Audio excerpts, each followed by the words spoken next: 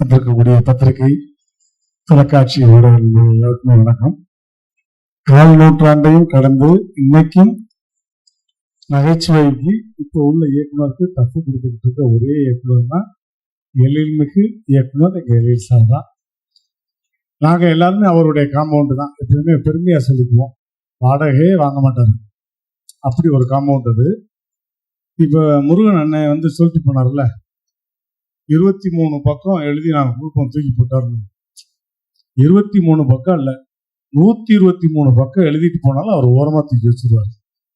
அந்த மாதிரி ஒரு இயக்குனர். ஏன்னா அவருக்கு தெரியும், கோயம்புத்தூர்ல கேமரா இருக்கும், அவர் கோடம்பாக்கத்தில் உட்காந்துருப்பாரு.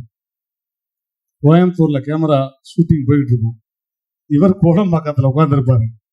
சார் என்ன சார் ஷூட் போகுது அப்படின்னா, உள்ள 15 காமெடி போராட்டம் இருக்கு. இந்த 15 காமெடி போராட்டமும் பேசி அவங்களாம் அடிச்சுக்கிட்டு நாரி அவங்களே ஒரு எடிட் பண்ணி உனக்கு கொடுத்துருவாங்க. அதுக்கப்புறம் கடைசி போராட்டம் எடிட்டர். ஏன்னா 25 பேரும் பேசிக்கிட்டே இருப்பான்.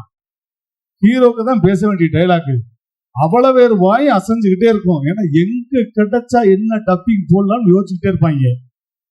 எல்லாத்தையும் தாண்டி எடிட் பண்ணி ஒரு அழகான சீனா வந்துடும். அதுக்கு வந்து நிறைய படங்கள், வேலைன்னு வந்துட்டா வெள்ளைக்காரன் முதற்கொண்டு இன்னைக்கு வரையும் எனக்கு குழந்தைகள் மத்தியில் அவ்வளோ பெரிய ஒரு பேர்னா அது எழில் சாருக்காக தான்.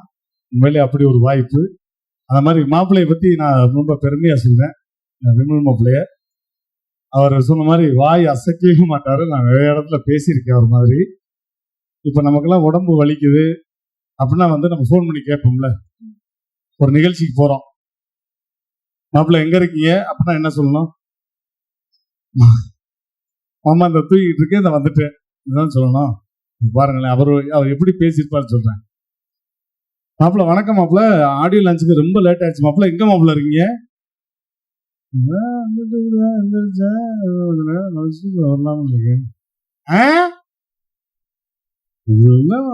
காபி குடிச்சேன், குடிச்சிட்டு வரலாம்னு இருக்கேன், எங்க மாமா இருக்கு? நம்ம காதை தூக்கி அவர் வாயில வைக்கணும். அப்படியா மாப்பிள்ள, வந்துருங்க மாப்பிள்ள அப்படின்னு.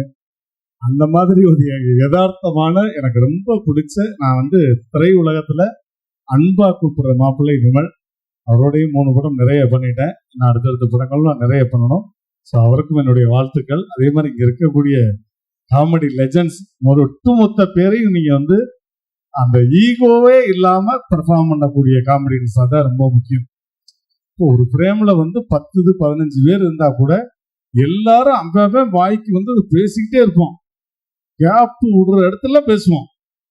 அவர் கேமரா கட் பண்ணி கேமரா ஷிஃப்ட் ஆகிலாம் வேற இடத்துக்கு போயிடும், நாங்க பேசிக்கிட்டே இருப்போம். அந்த மாதிரி காட்சியெல்லாம் நடந்திருக்கு. அதை தாண்டி அவ்வளவு தூரம் வரும். அதே மாதிரி இந்த தேசிங் ராஜால நீங்க பார்த்த வேலைன்னு வந்துட்டா வெள்ளைக்காரன்ல அந்த 500 அந்த கிளைமேக்ஸ் காமெடியோடைய ஒரு லீடு, ஒரு பெரிய லீடு இருக்கு. அதுல ஒரு கெஸ்ட் அப்பியரன்ஸா அது நான் பண்ணியிருக்கேன். அதுக்கு வாய்ப்பு கொடுத்த மீண்டும் எழில் சாருக்கு நன்றி. கூடிய விரைவில் வேலைன்னு வந்துட்டா வெள்ளைக்காரன் பார்ட் 2 வந்து நீங்க ஆரம்பிக்கணும். இதே காமெடி போராட்டத்தை நாங்க நடத்தியே ஆகணும். அதுக்கு உங்கள்ட்ட வந்து தாழ்மையா கேட்டுக்கிறோம். ஸோ ரொம்ப ரொம்ப நன்றி. திரைப்படம் மிகப்பெரிய வெற்றியுடைய வாழ்த்துக்கள். வந்திருக்க எல்லாருக்கும் நன்றி, வணக்கம், தேங்க்யூ.